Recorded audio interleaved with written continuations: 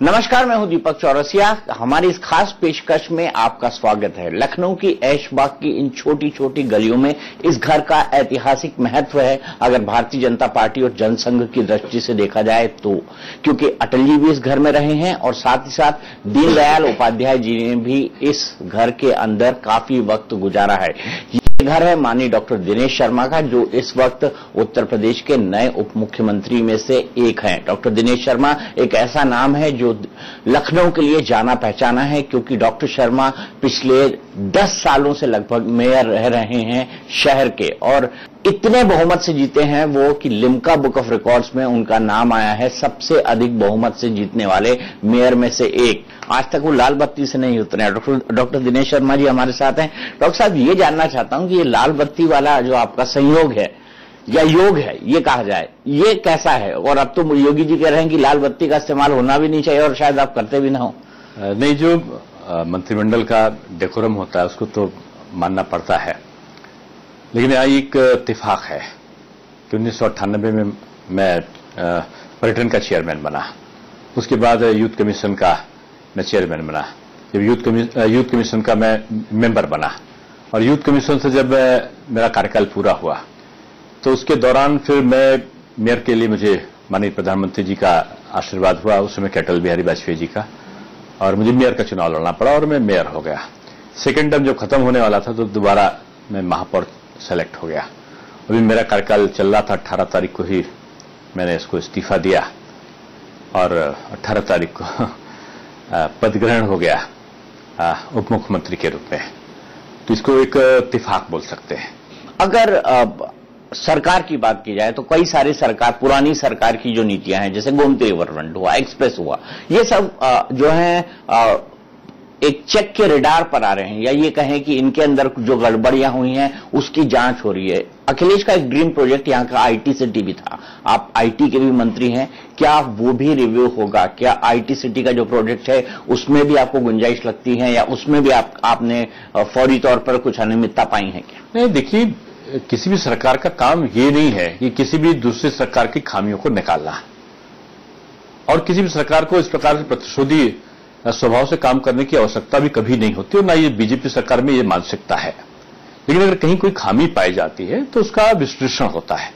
ये एक आम प्रक्रिया है, और मैं समझता हूं ये किसी के प्रति किसी दुर्भावना से ग्रस्त होकर काम करने का ये प्रवृत्ति नहीं है। आप उत्तर प्रदेश के माध्यमिक और उच्च शिक्षा मंत्री हैं आईटी के साथ साथ। सबसे पहले मैं माध्यमिक शिक्षा की बात करूंगा, और जो सबसे बड़ा इशू माध्यमिक शिक्षा के अंदर है वो स्कूल हैं, स्कूलों की फीस हैं, स्कूलों के अंदर जो मनमाने ढंग से ड्रेसेस बेची जाती हैं, किताबें बेची जाती हैं, उसका इशू है।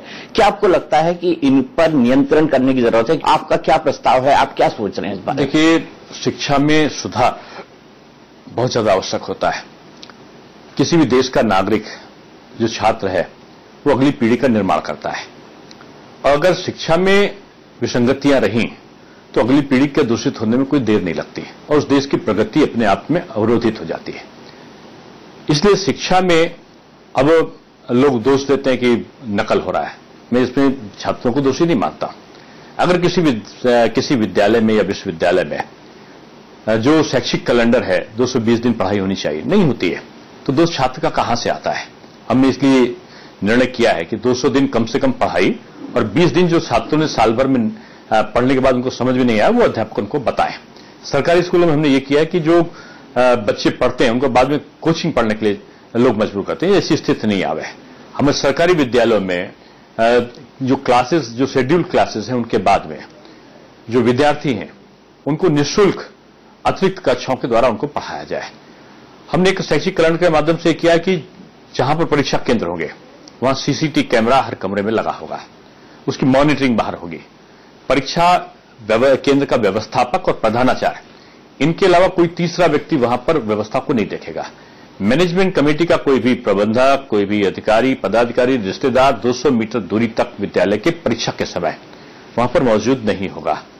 और हमारा जो केंद्र का व्यवस्थापक है और प्रधानाचार्य है, और जो डीआईयूएस है या जिलाधिकारी के नेतृत्व में जो हमारी जिले की टीम है, वो ये देखेंगे कि किसी प्रकार का जो नकल माफिया है वो पर्चों को लीक करने में वहां पर किसी प्रकार की मोबाइल से या किसी प्रकार पर्ची से या किसी अन्य संसाधनों के द्वारा नकल ना करा सके।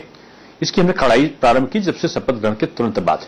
जब मैंने शपथ ग्रहण की तो उस समय मैं 10,000 के अंदर 8 या 9,000 के बीच में विद्यार्थी अनुपस्थित थे।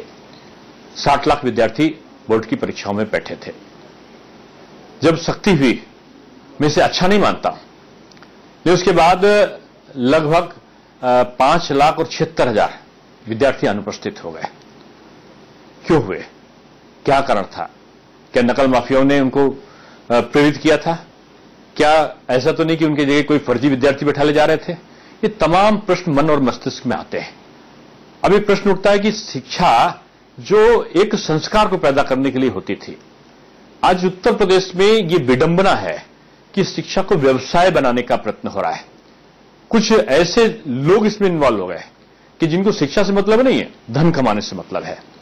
फीस भी हर साल लेंगे एडमिशन की, हर साल एडमिशन कराओ, जूता भी वहीं से लो, चप्पल भी वहीं से लो, पैंट शर्ट भी वहीं से लो, बस्ता भी वहीं से लो, किताबें भी वहीं से लो।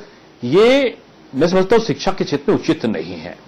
जितना चाहो फीस लो, मकान बेच बेच कर लोग अगर बच्चे को पढ़ाएंगे तो इस देश की उत्तर प्रदेश जैसे राज्य में जो मिनी भारत है, क्या हाल होगा?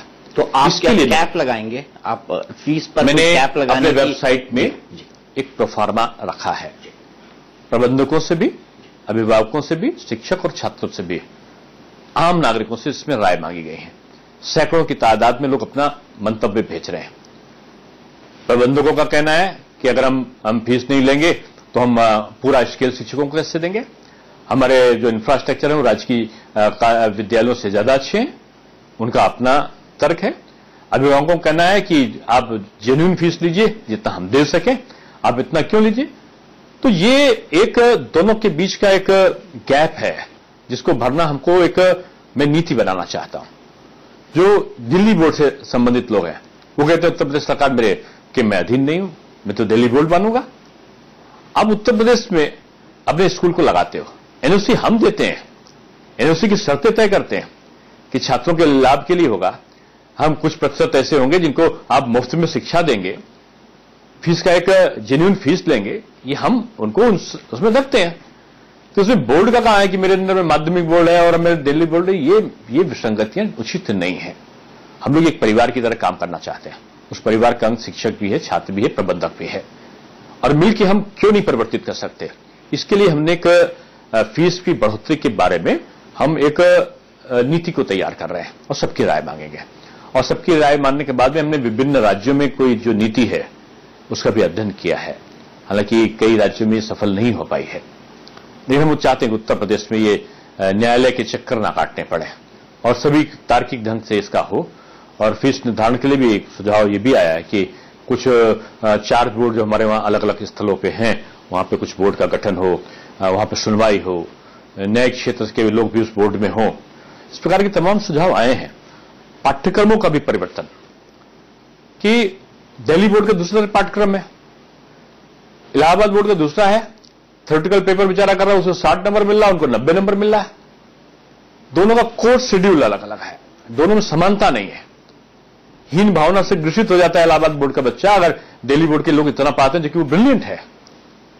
तो इन दोनों के बीच की दूरी को भी कैसे हम दूर करें, ये भी एक हमारे सामने चुनौती है। ये जो शिक्षा को लेकर नीति बनेगी, क्या इसका कोई रोड मैप ड्रॉ किया है आपने कि कितने महीने में? बेसिकली मैं एक टाइमलाइन की बात कर रहा हूं। रोड मैप से मेरा मतलब टाइमलाइन का है कि 6 महीने में मैं इसे पूरा कर दूंगा, क्योंकि अभी शैक्षिक कैलेंडर शुरू हुआ है।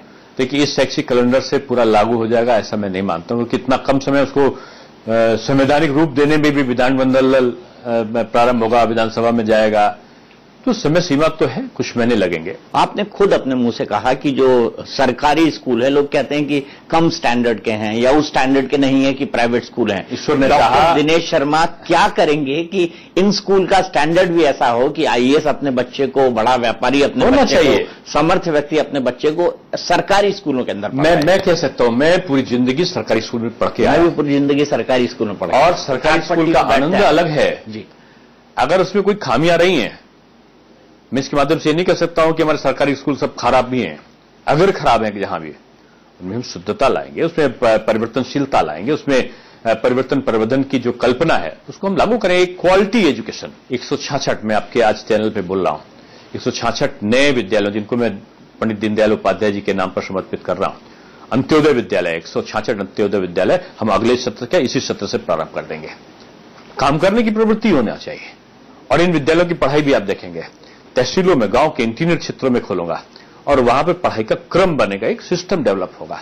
मैं इतना जरूर कह सकता हूं, हमारे सरकारी विद्यालय कुछ दिन बाद आप देखिएगा, कुछ दिन क्या 1-2 साल के अंदर आप ये कहने को मजबूर होंगे कि किसी भी कीमत पर ये निजी क्षेत्र के विद्यालयों से कम नहीं है। उस दिन वाकई में बहुत खुश होऊंगा, बहुत दिल से खुश होऊंगा कि डॉक्टर साहब ने बहुत अच्छा काम किया। डॉक्टर साहब, बीजेपी जब सत्ता में आती है तभी ऐसा क्यों होता है कि नकल पर लगाम लगे, इसकी हाय तौबा या हड़बड़ शुरू हो जाती है? क्या ऐसा कारण है कि पिछली सरकारें या बाकी सरकारों ने नकल अध्यादेश को नजरअंदाज किया, नकल बढ़ी, नकल माफिया बढ़ा? आप इसके लिए किसको जिम्मेदार मानते हो? क्या राजनीतिक?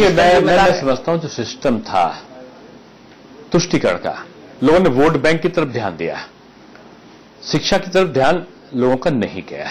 वोट बैंक की राजनीति में पढ़ाई नहीं हो रही, कोई बात नहीं, अगर सख्ती करेंगे तो लोग नाराज हो जाएंगे। काय को नाराज हो जाएंगे? नाराज होने वाले 10 या 12 लोग होंगे, 99% लोग खुश होंगे। कौन चाहता उसका बेटा नकल करे? कौन मां चाहेगी कि नकल करके उसका बेटा पास हो और बेरोजगारों की श्रेणी में केवल डिग्री का बोझ अपने शरीर पर लादे हुए वो टहलता हुआ दिखाई पड़े? मैं तमाम शैक्षिक संगठनों से भी, कर्मचारी संगठनों से भी बात कर रहा हूं, सबके सुझाव लेता हूं और मैं आज भी कहता हूं, मैं वो व्यक्तियों में से नहीं जो हर चीज में चिल्लाऊं कि सारा कुछ गड़बड़ कर दिया था, सब खराब हो गया। अगर सरकार ने पिछली अच्छी किया है, अखिलेश जी की सरकार ने अच्छी की, तो मैं उनके अच्छे सुझावों को लूंगा, उनसे भी बात करूंगा, मायावती जी से भी जरूरत पड़ी तो बात करूंगा, कांग्रेस से भी बात करूंगा। अच्छी चीजें, आइए हम सब लोग मिलकर इस उत्तर प्रदेश को बनाएं। बने ये दोनों विभाग भी आपके पास है, ग्रेटर नोएडा और नोएडा में बड़े बड़े हब बने, हाल ही के दिनों में बने हैं। मोदी जी की सरकार आने के बाद कुछ ज्यादा विकास हुआ है ग्रेटर नोएडा में इस तरह के हब का। ये दोनों जो है इकोनॉमी के ड्राइविंग फोर्स है और ये उत्तर प्रदेश की इकोनॉमी के भी ड्राइविंग फोर्स बन सकते हैं। इनको मेन स्ट्रीम में लाएं, इनको ड्राइविंग फोर्स बनाएं, इसके लिए आप किस तरह की नीति पर विचार कर रहे हैं? देखिए, कई आईटी पार्क, आईटी सिटी का निर्माण ये हमारी प्राथमिकताओं में है। माननीय मुख्यमंत्री जी ने मेरी अध्यक्षता में एक मंत्री समूह का गठन किया है, 5 मंत्रीगण अलग हैं इसमें, और औद्योगिक नीति हम उत्तर प्रदेश की बना रहे हैं। जैसे पूंजी का निवेश उत्तर प्रदेश में कैसे हो, इसको हम सुनिश्चित कर रहे हैं। हमने लोगों के विचार मांगे, आईटी क्षेत्र के बारे में भी तमाम लोग के आए, तमाम बड़ी बड़ी कंपनीज आए थे जो हमारे आईटी सिटी में, आईटी पार्क में मदद करना चाहते हैं। और मैं समझता हूं कि सबसे ज्यादा रोजगार देने वाला ये क्षेत्र है। हमने जो एंटरप्रेन्योर्स थे जो आना चाहते हैं उत्तर प्रदेश में, वो चाहते थे सुविधा हो, लैंड यूज के बारे में उनकी आपत्तियां थी, उनकी आपत्तियां इस बारे में भी थी कि वो उत्तर प्रदेश में आते तो उनको एक आपराधिक माहौल ना मिले, उनकी सुरक्षा हो। हमने कहा कि हमें आपको जो हमारी इंडस्ट्रियल स्टेट होगी उसमें हम एक चौकी देंगे, थाना देंगे, जरूरत हुई तो एक आईपीएस अधिकारी को हम उसका नोडल ऑफिसर बनाएंगे। डॉक्टर शर्मा, कब्रिस्तान और शमशान, इन दोनों का मुद्दा इन चुनाव के अंदर उठा है।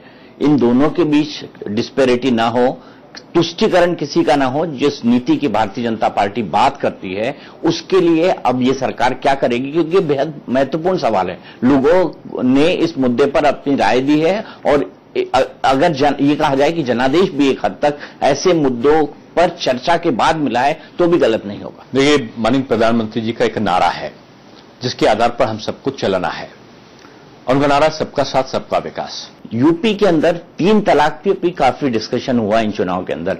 डॉक्टर साहब, आप ऐसी जगह से मेयर चुनकर आते हैं जहां अल्पसंख्यक बड़ी तादाद में, अल्पसंख्यक वार्ड बहुमत में है, ऐसा कहा जाए तो गलत नहीं होगा। अल्पसंख्यक समाज की महिलाएं इस बारे में क्या सोचती हैं और 3 तलाक पर आपकी सरकार का स्टैंड क्या होगा? देखिए, मुझे लगता है कि इसमें सुप्रीम कोर्ट के जो विभिन्न संदर्भों में टिप्पणियां हैं उनको संदर्भ में लाना चाहिए। मुस्लिम देश जब इस पर विचार कर सकते हैं, जो इस्लामी देश हैं, तो भारत तो धर्मनिरपेक्ष राष्ट्र है, इसमें खुले मन से विचार करने की जरूरत है।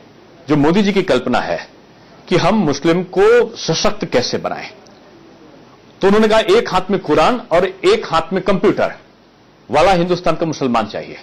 वो मुस्लिम नहीं चाहिए कि जो 5 साल का बच्चा है दरदोजी का काम करते हुए साइकिल का पंचर बनाता हुआ मुसलमान। आज तक कांग्रेस ने यही पैदा किया 60 साल में।